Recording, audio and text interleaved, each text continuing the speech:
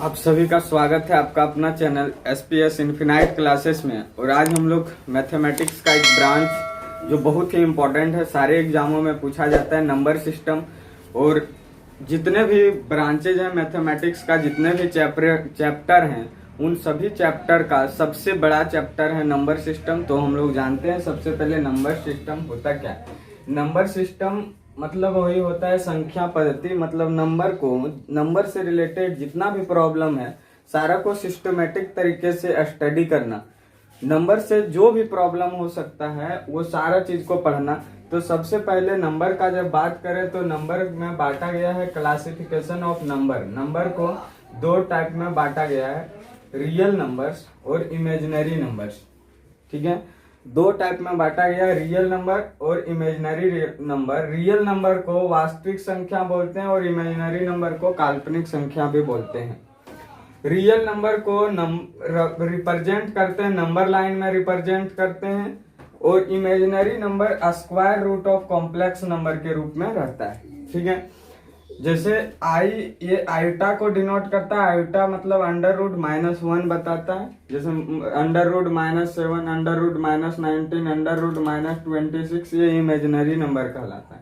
ये एक पार्ट है किस चीज का, कॉम्प्लेक्स नंबर का पार्ट है। जैसे -√7 को लिख सकते हैं √7 इंटू √-1, मतलब √7i, इस प्रकार डिनोट करते हैं। ठीक है, यहाँ तक क्लियर हो रहा होगा। अब बात करें कॉम्प्लेक्स नंबर, तो इसको हिंदी बोलते हैं समिश्र संख्या। क्या बोलते हैं? समिश्र संख्या बोलते हैं।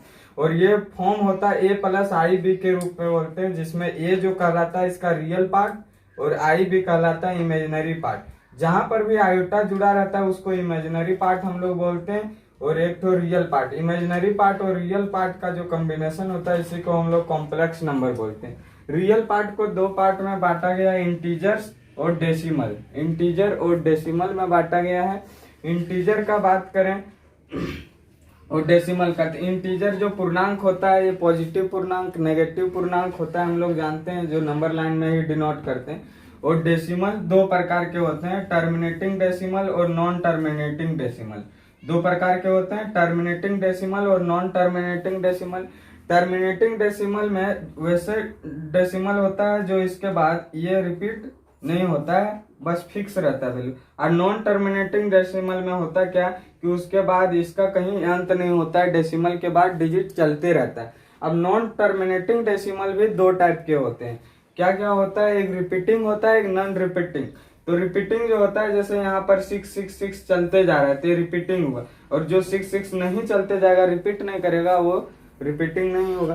तो उसको आगे हम लोग टाइप देखेंगे। पहले आप लोग इतना नोट करें, क्योंकि जब तक आपका नोट्स अच्छा नहीं रहेगा तब तक ये बहुत ही बेहतरीन चैप्टर है, ये चैप्टर आप क्लियर नहीं कर पाएंगे। इसीलिए सबसे बढ़िया जरूरी है आप अच्छे से पेज निकालें और इसको सबसे पहले नोट्स करें, और जहां भी डॉट रहे उसको आप देखें, उस नंबर के बारे में स्टडी करें जितना भी कर सकते हैं।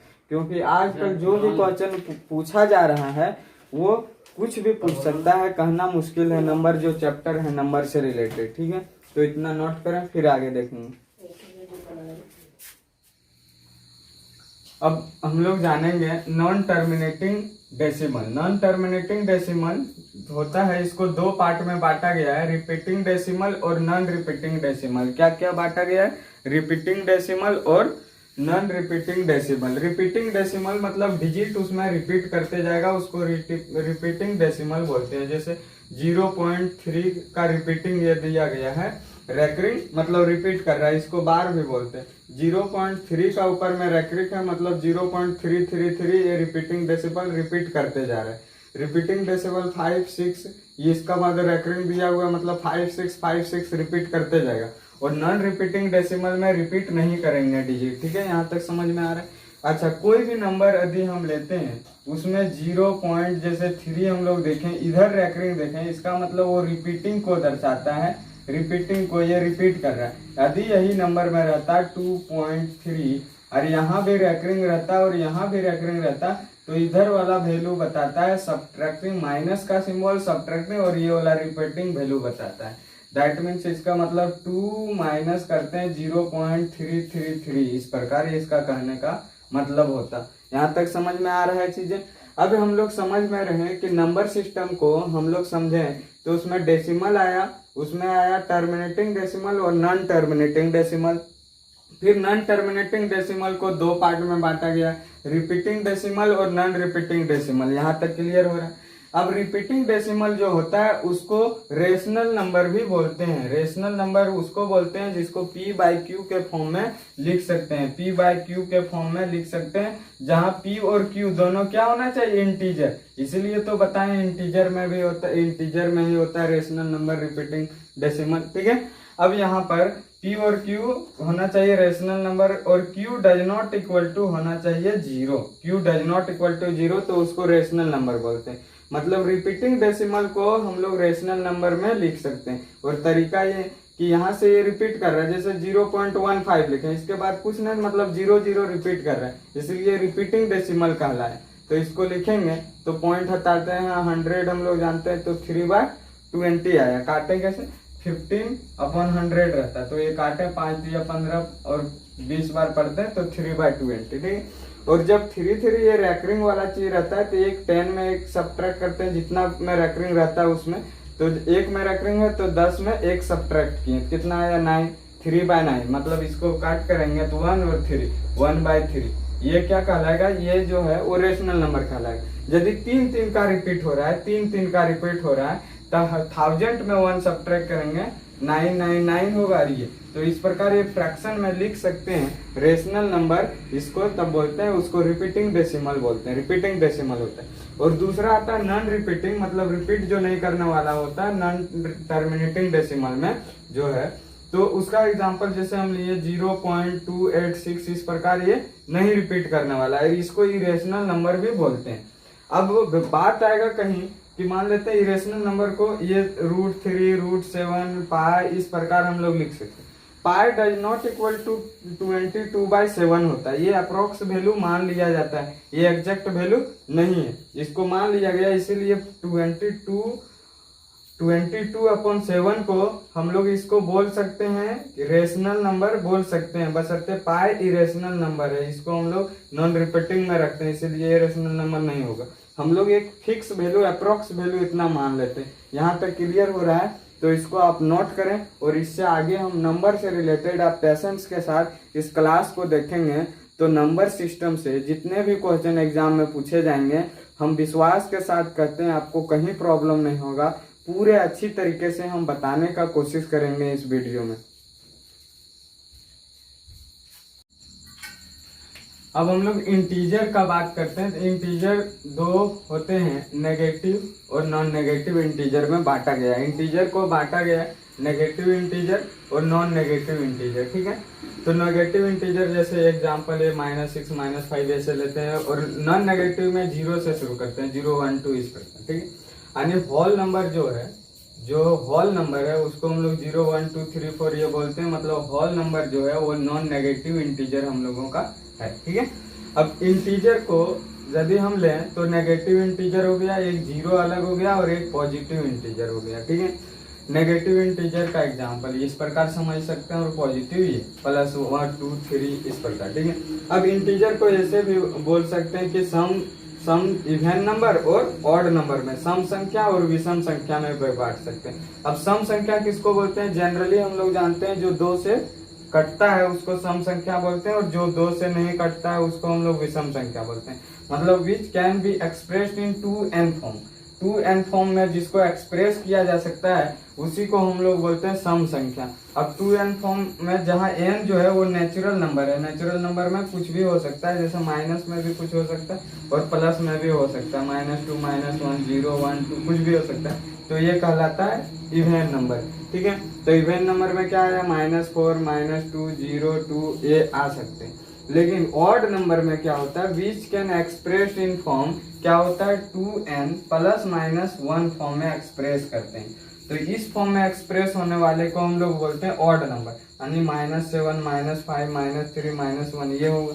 2n जैसे n का वैल्यू कुछ भी रखें, n का वैल्यू मान लेते हैं 1 लिखें, तो हुआ 2 × 1 और +1, मतलब आया क्या 3। तो ये क्या होगा, ऑड नंबर, विषम संख्या। तो इतना चीज आप लोगों का क्लियर हुआ, तो नंबर में और धीरे धीरे चीज आगे बढ़ते हैं। केवल और केवल यही कॉन्सेप्ट है, कॉन्सेप्ट को समझना। जब तक आप नंबर को नहीं जानेंगे किस नंबर को क्या बोलते हैं, तब तक आपका बेस क्लियर नहीं होगा और आप नंबर सिस्टम का प्रॉब्लम नहीं आप क्लियर कर पाएंगे। ठीक है, तो इसको आप एक बार बढ़िया से इसको नोट्स बना लें, फिर आगे चलते हैं।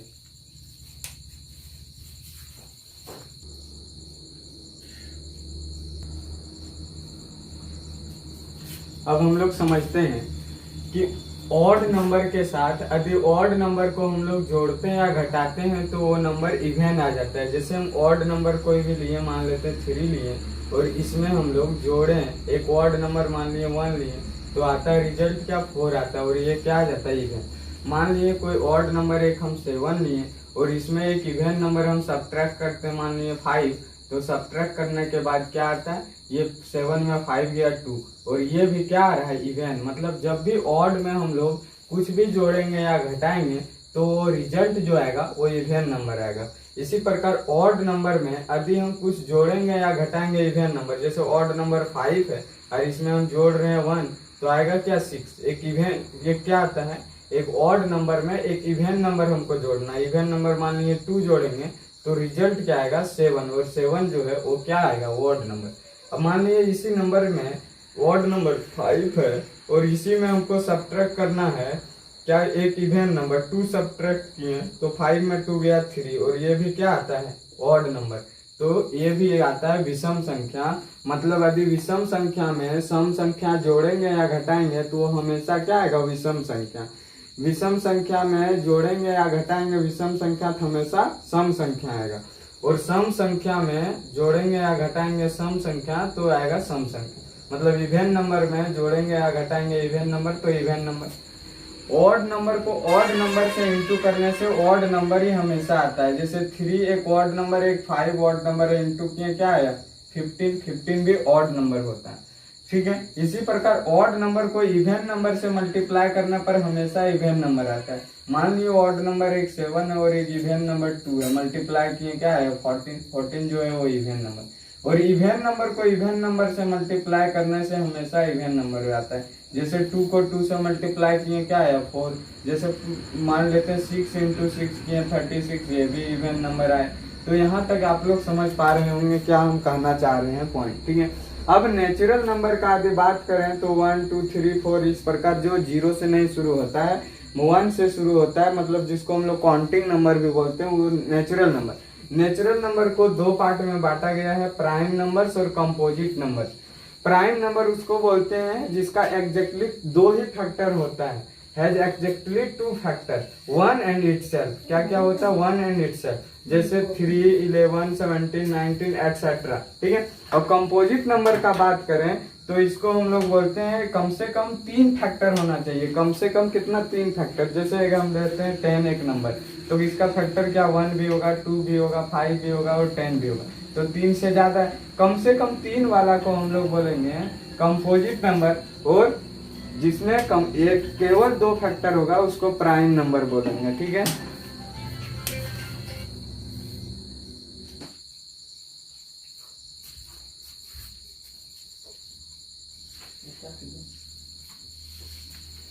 अब हम लोग पढ़ेंगे प्राइम नंबर, जिसको हम लोग बोलते हैं अभाज्य संख्या। देख रहे थे प्राइम नंबर, यदि हम एग्जांपल का बात करें 2 3 5 7 11 13 17 19 इस प्रकार प्राइम नंबर होता है। हमने अभी पीछे बताया, क्या बताया कि प्राइम नंबर जिसका एटलीस्ट 2 फैक्टर, मतलब उसका मात्र 2 ही फैक्टर होता है, उसका केवल 2 फैक्टर होता है, उसी को हम लोग प्राइम नंबर बोलते हैं। जैसे 2 का 1 और 2 ही फैक्टर हुआ, 3 का 1 और 3, 5 का 1 5, 7 का 1 और 7। तो इसमें क्वेश्चन जैसे अब बन सकता है कि सबसे जो छोटा प्राइम नंबर है वो क्या है 2 है, सबसे छोटा smallest prime number. Smallest prime number क्या है 2 है, और ये ही ऐसा प्राइम नंबर है जो इवेन नंबर भी है। क्या है इवेन नंबर भी है। तो यहाँ से ये भी प्रश्न बन सकता है कि वैसा नंबर जो इवेन है और वो प्राइम नंबर है कौन है 2 है, वैसा कौन है 2 है। कभी कभी ऐसा भी प्रश्न बनता है कि 3 क्रमागत विषम प्राइम नंबर बताना है, तो क्या हो जाएगा 3 5 7, ये भी बन सकता है। तो याद रखेंगे 3 ऑड कंजुगेटिव प्राइम नंबर्स क्या होगा 3 5 और 7। समझ में आ रहा है चीजें, आप इसको याद रखेंगे। एग्जाम में इस प्रकार पूछ देता है कि 1 से 50 तक लेकर कितना प्राइम नंबर होता है, तो आप याद रखेंगे ये कीवर्ड है, इसको याद रखेंगे, ये 15 प्राइम नंबर्स होता है। आपको वहाँ एग्जाम में 1 से 50 तक इस प्रकार प्राइम नंबर लिखने का टाइम नहीं रहेगा, तो आप इसको क्या करेंगे, ऐड कर लेंगे कि 1 से 50 तक कितने प्राइम नंबर होते हैं, 15। 50 से 100 तक में कितने प्राइम नंबर होते हैं, 10 प्राइम नंबर। और 1 से लेकर 100 तक में टोटल कितना होते हैं, 25 प्राइम नंबर। अब जो भी प्राइम नंबर होता है वो 6 के ±1 का फॉर्म में ही होगा। जो भी प्राइम नंबर होगा, जो 1 होता है उसका केवल और केवल एक ही फैक्टर होता है, जिसके कारण इसको हम लोग प्राइम नंबर का ग्रुप में नहीं रखें। यहाँ तक आप अच्छा से देखेंगे, समझेंगे और इसको नोट करेंगे। और हम जितने भी नंबर को बता रहे हैं, नंबर सिस्टम से एक भी चीज हम नहीं छोड़ने वाले हैं। आप इसको अच्छा से पूरा वीडियो को देखेंगे, जितना हम बता रहे हैं समझेंगे। कहीं ना कहीं आपका एग्जाम में ये सब चीजें आपका इम्पोर्टेंट रोल निभाएगी। यदि आप ये नहीं समझेंगे तो आपका मेन जो क्वेश्चन है उसमें आपको दिक्कत होगा। ठीक है,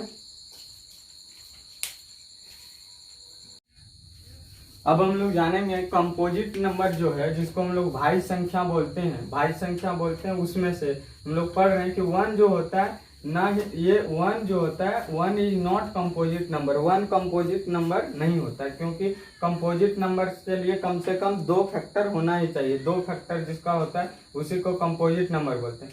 1 इज नाइदर प्राइम और नॉर कंपोजिट। अभी हम लोग पढ़ लिए कि 1 ना ही प्राइम नंबर होता है, इससे पहले पढ़े, और अभी पढ़ लिए कि 1 ना ही कंपोजिट नंबर होता है। ठीक है, अब हम कुछ एग्जांपल लेते हैं, जैसे 4, 6, 8, 9, 10, 12, इन सारे का जब लेते हैं हम, तो इसका फैक्टर लेते हैं, तो ये किन्हीं 2 से सबका क्या है, फैक्टर 2 से सबका ज्यादा है। ठीक है, तो इन सभी में क्वेश्चन जो बनकर आता है, क्या बन के आएगा कि सबसे स्मॉलेस्ट कंपोजिट नंबर, क्या पूछेगा, सबसे छोटा कंपोजिट नंबर, तो क्या हो जाएगा, 4। आंसर क्या हो जाएगा, स्मॉलेस्ट कंपोजिट नंबर जो होगा वो 4 होगा।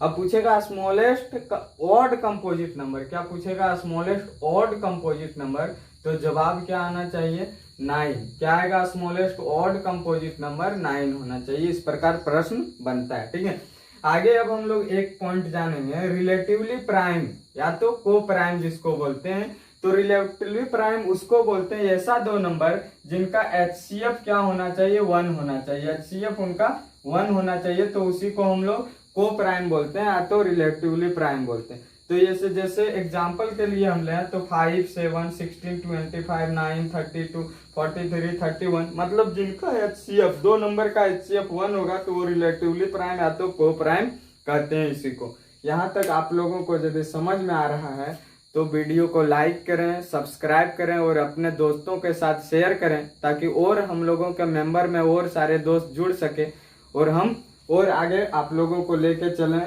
हौसला बने और आगे लेके चलें। यहाँ तक आप नोट करें, फिर आगे हम लोग देखते हैं। अब हम लोग समझते हैं परफेक्ट नंबर। परफेक्ट नंबर क्या होता है कि जैसे नंबर 1 लिए 6 का सारा फैक्टर को हमको लिख देना है। जैसे 6 का फैक्टर 1, 2, 3 और 6, ये भी होता है फैक्टर। अब यहाँ पर परफेक्ट नंबर उसको बोलते हैं जिसमें ये जो वही नंबर जो इसमें आता है जो फैक्टर में, उसको छोड़ के, एक्सक्लूडिंग इसको छोड़ के इन सभी का सम करने से यही नंबर आ जाएगा, तो समझ जाना वो परफेक्ट नंबर। तो सबसे स्मॉलेस्ट परफेक्ट नंबर का यदि बात करें तो वो 6 ही होता है, सबसे स्मॉलेस्ट परफेक्ट नंबर। ठीक है, अब यदि 28 का लिखे सारा फैक्टर तो 1, 2, 4, 7, 14, 28 को एक्सक्लूडिंग, इसको छोड़ के यदि इस सब का सम करते हैं तो 28 आ जाता है, तो समझ जाएंगे ये परफेक्ट नंबर। तो सम करते हैं तो 14 और 7 21 और 4 25 और 3 28 आ गया, मतलब ये परफेक्ट नंबर है। ठीक है, अब यहाँ पर याद रखेंगे कि 3 डिजिट का स्मॉलेस्ट जो परफेक्ट नंबर बनता है वो कौन है, ये है 469। और 1 जो है ये परफेक्ट नंबर नहीं होता है। ठीक है, यहाँ तक समझ में आया। ठीक है, इसको नोट करें, फिर आगे हम लोग चलेंगे।